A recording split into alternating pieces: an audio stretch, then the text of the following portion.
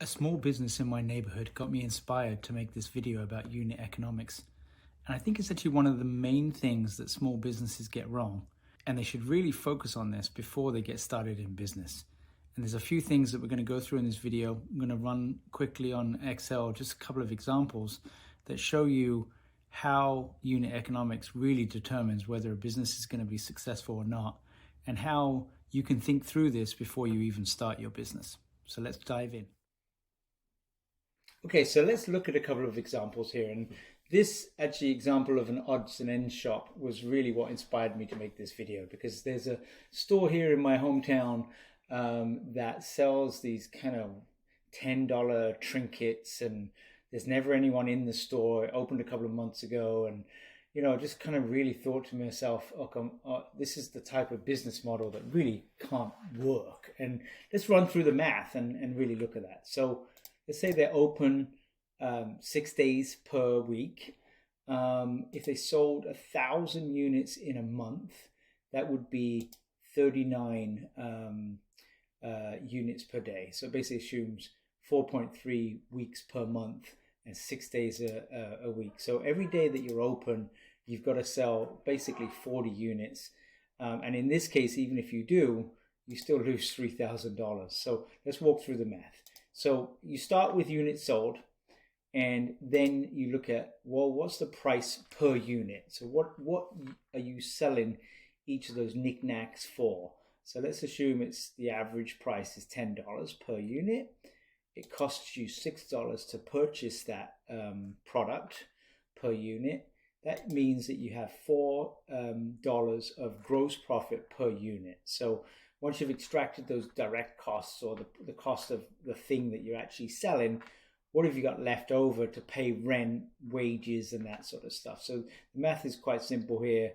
It's 10, which is what you sell it for, costs you $6 per unit. So your gross profit is literally 10 minus 6, is $4 per unit. And then, so your total gross profit is then your gross profit per unit of $4 times the number of units sold of 1,000 units. So that gives you $4,000. That's the amount of money that you have left over to pay your rent and your wages. A store in my hometown on the main strip probably costs you at least $5,000 a month, but let's assume it's $5,000 a month. You probably need some help to cover hours that you can't be in the store yourself, or days that you can't be in the store yourself. So I've assumed $2,000 for wages, and then that gets you to what your profit is. So 4,000 minus 5,000 for rent, so you're already 1,000 in the hole, minus another 2,000 for wages, equals your profit and negative 3,000. And this is why a store like this probably won't stay in business very long, unfortunately. But if they'd done this simple math that we have talked about here, and I'll give you more detail in terms of how to research this and how to get these numbers right. If they'd done that before they started this business, they would have probably said, you know what, I won't start this business. But let's have a look at a couple of scenarios for this odds and ends shop. What if I sell 3,000 units per month? Well, in that case, I'm selling 116 per day in a 6-day week. If everything else stays constant, I'll make $12,000 of gross profit, less my rent, less my wages, equals my profit. And so this is the type of things or scenarios that you should run, in that you look at whether, is 3,000 units a month realistic, or 116 units per week realistic. And that's what the math translates into. And we'll get a bit more into those assumptions later about how you would do the research to know how many units you might sell and what price to use. Let's look at one other example before we go into some of those other items. A coffee shop. So I've basically assumed here that the coffee shop is open 7 days a week, and how many units do they near enough have to sell to break even. So break even is where you don't really make a profit, you don't really make a loss. So this is a $19 profit. So obviously very as close to zero as you can get. And in this scenario, the coffee shop sells 3,375 coffees per month, which is 112 per day. The cost of a coffee average, between a fancy coffee like a latte or a cappuccino, which is more expensive, or just a single, dark roast coffee or whatever, the average is probably about $5, and it probably only costs the store on average $1 to make that coffee. So $5 price minus $1 cost obviously equals your gross profit per coffee of $4. If you multiply the 3375 by 4, you get $13,500 for the amount of gross profit from coffee. But coffee shops obviously sell other things as well, like cakes. So what I've done here is I've assumed that 15% of customers buy a cake. And so that is basically the 3375 of coffees multiplied by 15%, gives you about 500 cakes per month that you sell. Again, you do the same math. You sell them for $4 each. It costs you about $1 to make those cakes each. So that gives you a gross profit per cake of $3. And so then if you multiply the 506 by 3, you get $1,519 of gross profit from cakes. So if we add the amount of gross profit from coffee and the amount of gross profit from cakes, you get to $15,000 gross profit. So assume they've got the same rent.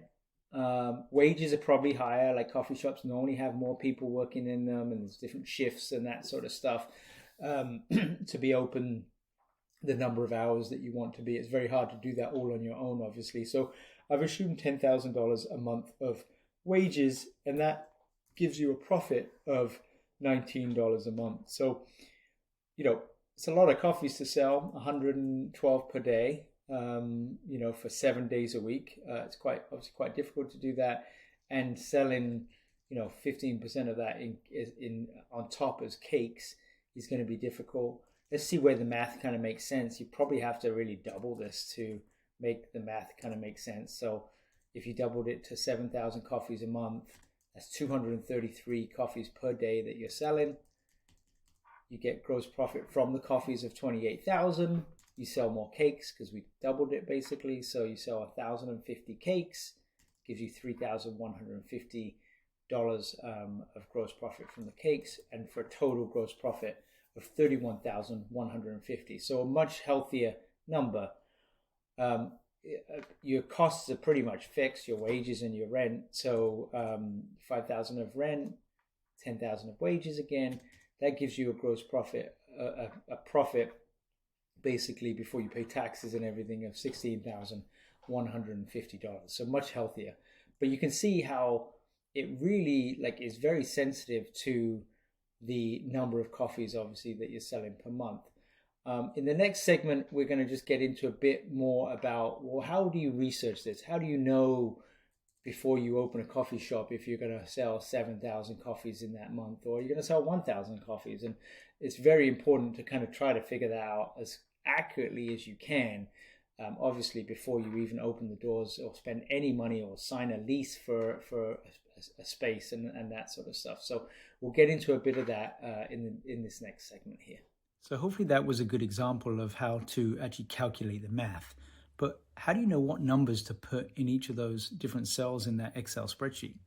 Well, let's start with units sold. I think on any of this sort of stuff, you need to do your research and homework, and any of this sort of stuff is available with a little bit of work. Either going and sitting in a competitor's coffee shop and counting how many people are there every day, or looking for information on things like rent and wages and that sort of stuff online. So let's start with the top of that spreadsheet and calculating units sold. And this is the most important assumption in your model that you're going to kind of calculate here, in that it drives everything. If you sell, the difference between selling 1,000 units or 2,000 units can really change whether you're losing money or you're actually making money. So let's start with the example of the coffee shop. What I would do is if you've got a location that you've scoped out already that that is available, I would sit in front of that for a day during the week and at the weekend and count how many people go past. That's a good starting point because you kind of know the foot traffic. I would then go to a competitor and do the same thing. Count how many people go past that competitor and then spend a day sitting inside the coffee shop and actually counting how many customers they have. And you can do that math where I said, okay, 15% of people buy a cake.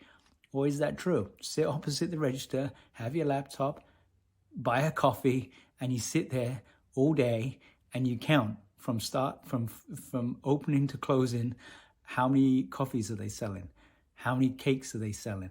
And then you can back into, well, okay, my business is in a similar foot traffic area, so I'll use the same assumptions. They sold 1,000 coffees, I'll sell 1,000 coffees.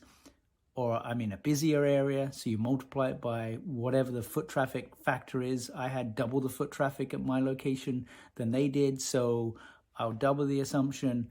But you got to be very careful about that and do the research and actually sit outside both locations. It might be a bit weird, or find a spot where you're not going to look like someone that's spying on a competitor or whatever.